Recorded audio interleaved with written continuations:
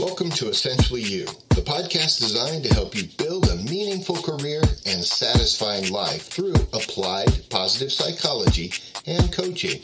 Together, we will gain clarity, strengthen our mindsets, examine our thinking, and find the freedom to thrive. Welcome to the show. Kareem Abdul-Jabbar, the legendary basketball player, said, "When I was 17, I worked in a mentoring program in Harlem designed to improve the community. That's when I first gained an appreciation of the Harlem Renaissance, a time when African Americans rose to prominence in American culture. For the first time, they were taken seriously as artists, musicians, writers, athletes, and as political thinkers." And in this episode of Essentially You, let's talk about how we can make a personal leadership renaissance at work and in life. Welcome to the show. Welcome to Essentially You, the podcast. Hey, my name is Mark Mathia, friends, and today we get to explore some magical and even mystical aspects of our leadership journeys. It doesn't matter what our vocation is or how we contribute to society. At some point, I feel like we all have a need for a renaissance. First, let's begin with some clarity. You see, I'm planning a trip, and one of the stops is Florence, Italy. Can you believe it? So I have the Renaissance on my mind, and it's been on my mind about as much as when I was studying humanities at Dana College. It was said that the Renaissance was a time of great change and innovation that left an indelible mark on our world. It was a time of intellectual and artistic growth, a time of exploration and discovery, and a time of great social and political upheaval.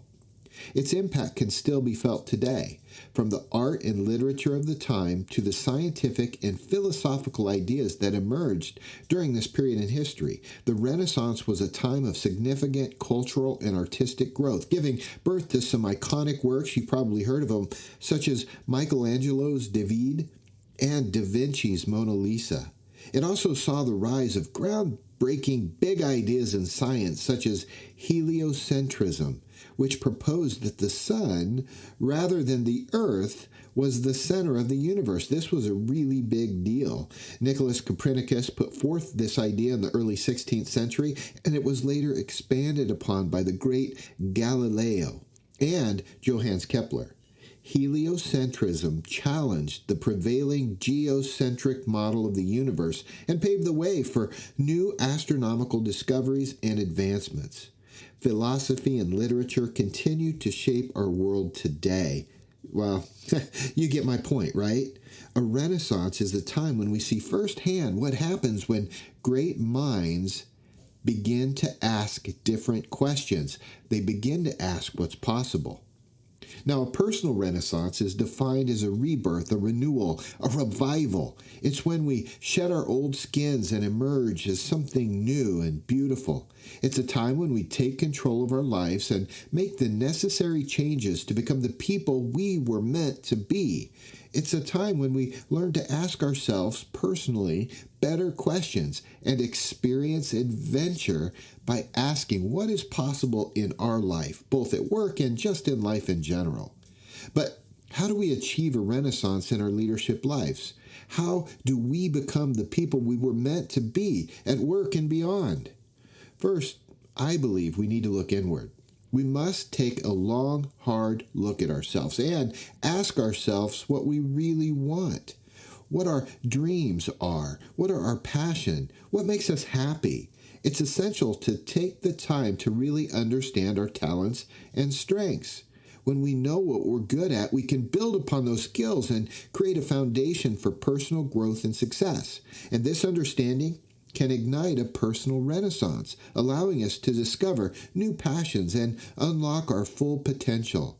When we know our strengths, we can focus on developing them and using them to achieve our goals. This self-awareness is key to unlocking our true potential and living a fulfilled life. So, Let's take some time to reflect on our talents and strengths as we get going and learn to use them as fuel to our personal renaissance. This will help us to understand and gain clarity around our desires and the why behind them so that we'll have everything we need to create momentum. Now, once you've done that work and have identified your desires, that's when goals come in.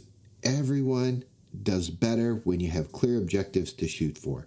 See, I think we need to create a plan of action to achieve those goals. So set a goal and then a plan of action to achieve it. We need to break down our goals into manageable, achievable steps. Don't make them too big because you'll just freeze and not do anything.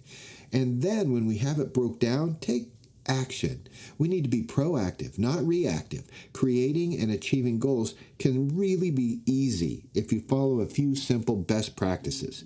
Number 1, start by setting specific and measurable goals. This will help you track your progress, and that helps you stay motivated.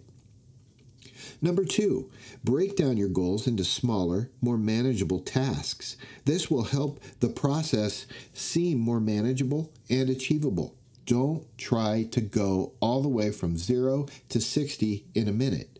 Break them down over smaller, more manageable tasks. Number 3, ask yourself how each one of your strengths will be used to help you achieve your goals. Now, write this out and begin pointing each strength towards your goals. And how would you handle achieving that goal if you use that particular strength? And number 4, hold yourself accountable by tracking your progress and celebrating your successes. Now, this is also a great place to hire a coach or ask a friend you trust, maybe it's your best friend at work, to help you to stay focused. But here's the mic drop moment, okay? Now, I just gave you a lot of information, but please remember, success is not the destination, but the journey towards achieving our goals. Think about that for a second. As you set your goal, the objective isn't just attaining that goal. It's all the wisdom you'll get along the way as you work towards that goal. That's the journey, and that's the beautiful thing about starting it and igniting a renaissance. The Renaissance was birthed on the accumulation of human wisdom and, by the way, a few brave pioneers who dared to ask different questions of what is possible. But achieving a renaissance is not just about setting and achieving goals. It's also about embracing change and being open to new experiences and opportunities in life. It's about being willing to take risks and step outside of your comfort zones. So, let's embrace our inner renaissance and become the people we were meant to be. Let's shed our old skins and emerge as something new and beautiful. Let's take control of our lives, make the necessary changes we need to do personally to achieve our dreams. Remember, a renaissance is not a one-time event. It's an ongoing process. It's something we need to work on every single day. But the reward, friends, it's worth it.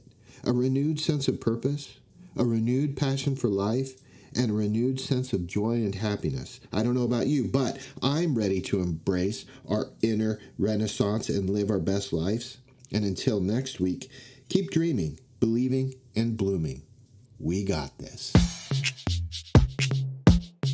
And now it's your turn to get out there and thrive in life. If you've liked what you've learned, please consider subscribing and leaving a review on your favorite podcast app. I'd really appreciate it. And if you have any questions about building your career and the many benefits of coaching, contact me by visiting markmathia.com. And until next week, I'm cheering for you. Tranquility Base here. The Eagle has landed.